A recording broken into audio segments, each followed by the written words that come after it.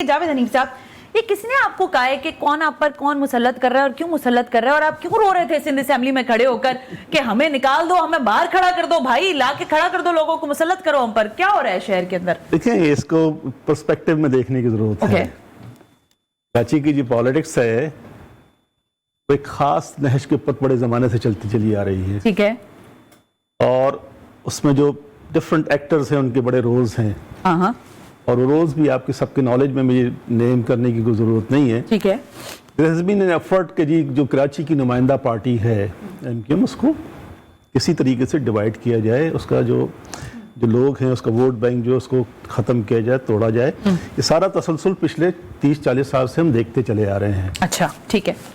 अब जो सिचुएशन है, कुछ लोगों का ख्याल था कि जी हमने एमक्यूएम को 3-4 हिस्सों में डिवाइड कर दिया है। हालांकि हम समझते हैं वो डिवीज़न नहीं है। कुछ इंडिविजुअल्स अपने तौर पे निकल गए हैं जो अपने अपने तौर पे पॉलिटिक्स कर रहे हैं, जिनका कोई रोल अभी तक नज़र नहीं आया पॉलिटिक्स के अंदर। लेकिन ये वो एक न्यूसेंस वैल्यू है, एंटिटी तो मौजूद है, न्यूसेंस वैल्यू है उनकी। वो प्रॉब्लम करते हैं, इरिटेशन करते हैं, अपनी जगह पे करते हैं।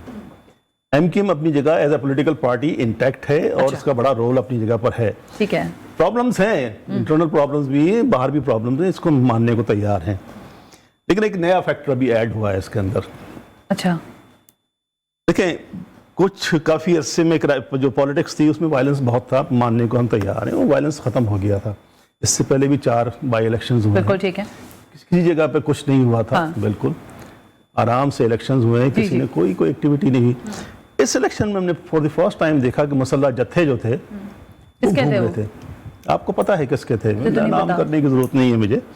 मुसल्लह जत्थे घूम रहे थे, वो आपस में लड़े भी, और एक ऐसा एटमॉस्फेयर क्रिएट किया गया कि इंटिमिडेशन का हो, जिसके नतीजे में ये हुआ कि पूरा इलेक्शन जो है हॉस्टेज बन गया। अच्छा।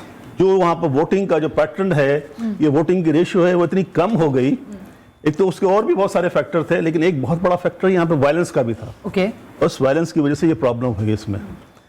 तो लेकिन आई एम सॉरी, लेकिन मैं ये अल्फाज इस्तेमाल नहीं करना चाह रही, लेकिन आप तो इस खेल के बड़े पुराने खिलाड़ी हैं।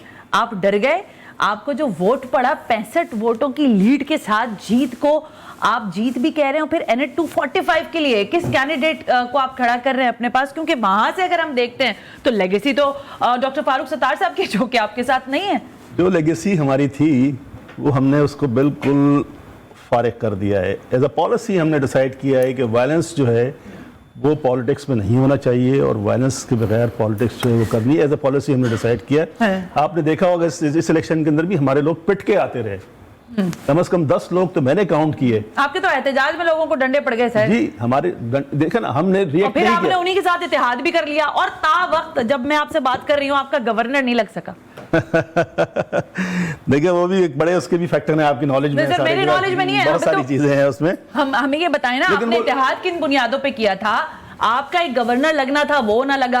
आपका एक एडमिनिस्ट्रेटर लगना था, वो ना लगा। तो एमक्यूएम वाकई कहां खड़ी है सारी सिचुएशन? देखिए, हमने एज अ पॉलिसी डिसाइड किया है कि हम जब तक लेजिस्लेशन नहीं हो जाती लोकल गवर्नमेंट की, और कराची के लोगों को, अर्बन एरियाज के लोगों को एम्पावर नहीं किया जा सकता, हम पार्टिसिपेट नहीं करेंगे गवर्नमेंट के साथ। ओके।